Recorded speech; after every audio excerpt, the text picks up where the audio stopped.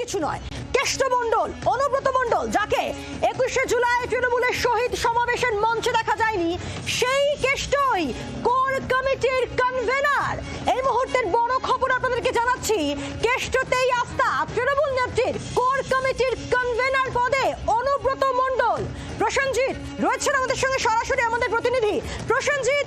কেষ্ট মণ্ডল, যাকে 21শে শহীদ সমাবেশের মঞ্চে দেখা গেল না, সেই এবার কোর কমিটির কনভেনার, অর্থাৎ কেষ্টতেই আস্থা।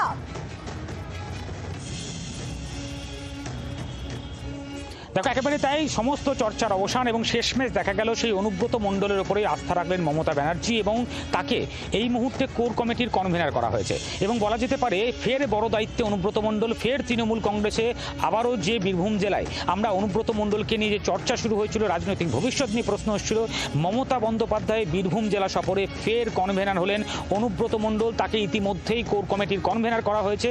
ফলে তুমি রাজনৈতিকভাবে কতটা গুরুত্বপূর্ণ এই বিষয়টি তুমি নিশ্চয়ই বুঝতেই পারছো। এবং তার পাশাপাশি এই মুহূর্তে দাঁড়িয়ে সব থেকে বড় বিষয় এটাই, যেখানে অনুব্রত মণ্ডলের 21শে জুলাইয়ের মঞ্চে না থাকা, নানান অডিও বিতর্ক, নানান বিতর্কের মাঝেই এবার সূত্রের খবর একেবারে অনুব্রত মণ্ডল কিন্তু এই মুহূর্তে কোর কমিটির কনভেনার করা হয়েছে। এবং আজকে মমতা বন্দ্যোপাধ্যায় কোর কমিটির সাথে যে বৈঠক করেছেন, সেই বৈঠকে এই সিদ্ধান্তের কথা কিন্তু জানানো হয়েছে।